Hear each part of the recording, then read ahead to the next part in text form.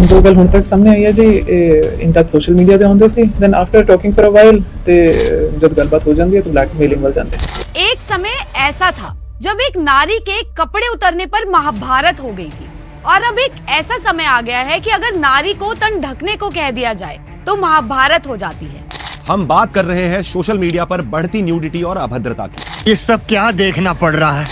Freedom of speech और expression वो fundamental right है जिसे डेमोक्रेसी की बैकबोन भी कहा जाता है, लेकिन जब ये फ्रीडम सोशल मीडिया प्लेटफॉर्म्स पर न्यूडिटी के नाम पर एक्सप्लॉइट होने लगती है तो इसका इम्पैक्ट सिर्फ मोरल वैल्यूज पर नहीं बल्कि सोसाइटी के ओवरऑल बिहेवियर पर भी पड़ता है। आर्टिकल 19 में मेंशन स्पीच और एक्सप्रेशन की फ्रीडम एब्सोल्यूट नहीं है। इस पर कुछ रीजनेबल रिस्ट्रिक्शंस भी हैं, जैसे मोरालिटी, डिसेंसी और पब्लिक ऑर्डर, जिन्हें ध्यान में रखना जरूरी है। एक तरफ सोशल मीडिया पर न्यूडिटी और सेक्सुअली सजेस्टिव कंटेंट को आर्टिस्टिक एक्सप्रेशन या बॉडी पॉजिटिविटी के नाम पर जस्टिफाई किया जाता है, लेकिन दूसरी तरफ इसका मिसयूज किया जाता है पोर्नोग्राफी के बढ़ावे के लिए। सोशल मीडिया प्लेटफॉर्म्स पर न्यूडिटी और सेक्सुअल कंटेंट का ट्रेंड तेजी से ग्रो कर रहा है।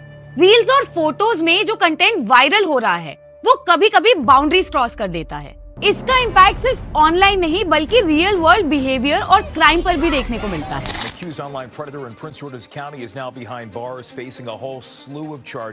सॉफ्ट पॉर्न पोर्नोग्राफी का एक सटल और इनडायरेक्ट फॉर्म है जिसे क्रिएटिव लिबर्टी के नाम पर कंटेंट की तरह प्रेजेंट किया जाता है। आज ऐसा ऑब्जेक्शनेबल कंटेंट इंडियन यूथ के माइंडसेट को नेगेटिवली इन्फ्लुएंस कर रहा है। क्राइम्स अगेंस्ट वुमेन सिर्फ लॉ एनफोर्समेंट का प्रॉब्लम नहीं है बल्कि एक सोशल माइंडसेट का इशू है। जब न्यूडिटी और ऑब्जेक्टिफिकेशन नॉर्मलाइज होती है तो वुमेन के प्रति रेस्पेक्ट और डिग्निटी का कंसेप्ट कमजोर पड़ता है। ये कल्चर लड़कियों को ऑब्जेक्ट्स ऑफ डिजायर बना देता है जिससे उनके खुद के चॉइसेस और कंसेंट को अंडरमाइन किया जाता है। महात्मा गांधी ने 7 सोशल सिंस की बात की थी, जिसमें से एक था प्लेजर विदाउट कॉन्शियंस। आज के टाइम में ये बिल्कुल रेलेवेंट है।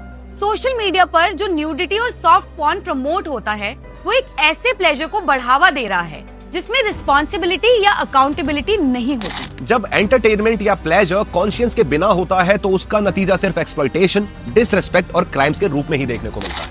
आज पूरी दुनिया में इस इशू को रिकॉग्नाइज किया जा रहा है और कुछ कंट्रीज ने सोशल मीडिया के इस मिसयूज को कंट्रोल करने के लिए स्ट्रिक्ट रेगुलेशंस भी फ्रेम किए हैं। ऑस्ट्रेलिया में प्रपोज्ड लॉज कहते हैं कि 16 साल से कम उम्र के बच्चों के लिए social media use heavily restricted होगा। यूरोपियन यूनियन में जनरल डेटा प्रोटेक्शन रेगुलेशन काफी स्ट्रिक्ट है।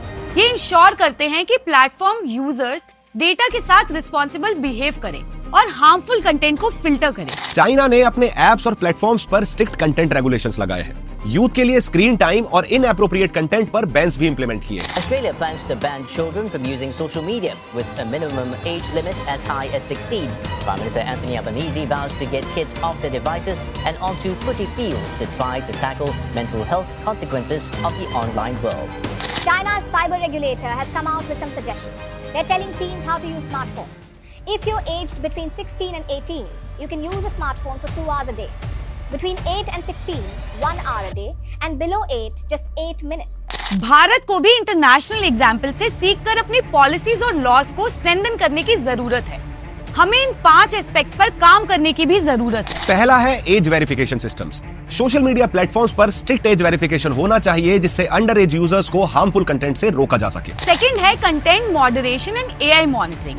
प्लेटफॉर्म्स को एआई बेस्ड सिस्टम यूज करने चाहिए जो न्यूडिटी और ऑब्जेक्शनेबल कंटेंट को डिटेक्ट करके रिमूव कर सके। Third is legal accountability. अगर प्लेटफॉर्म्स की नेग्लिजेंस की वजह से कोई हार्म होता है तो उनको उसके लिए अकाउंटेबल बनाया जाए। चौथा है पब्लिक अवेयरनेस कैंपेन्स। पेरेंट्स और यूथ के लिए कैंपेन्स लॉन्च होने चाहिए जो सेफ सोशल मीडिया प्रैक्टिसेस और डिजिटल रिस्पॉन्सिबिलिटी को प्रमोट करें। एंड लास्ट है cyber crime units. Dedicated cyber crime units को स्ट्रेंथन करना होगा जो ऑनलाइन एक्सप्लॉयटेशन और हैरेसमेंट को टैकल कर सके। सोशल मीडिया एक पावरफुल टूल है, लेकिन जब तक इसका मिसयूज होगा तब तक ये सोसाइटी के लिए एक रिस्क बना रहेगा। सॉफ्ट पॉर्न और न्यूडिटी को एड्रेस करना एक मॉरल और लीगल रिस्पॉन्सिबिलिटी है। हम सबको मिलकर एक रिस्पॉन्सिबल डिजिटल कल्चर बिल्ड करना होगा जो गांधी जी के प्रिंसिपल ऑफ कॉन्शियंस और अकाउंटेबिलिटी को अपहोल्ड करे।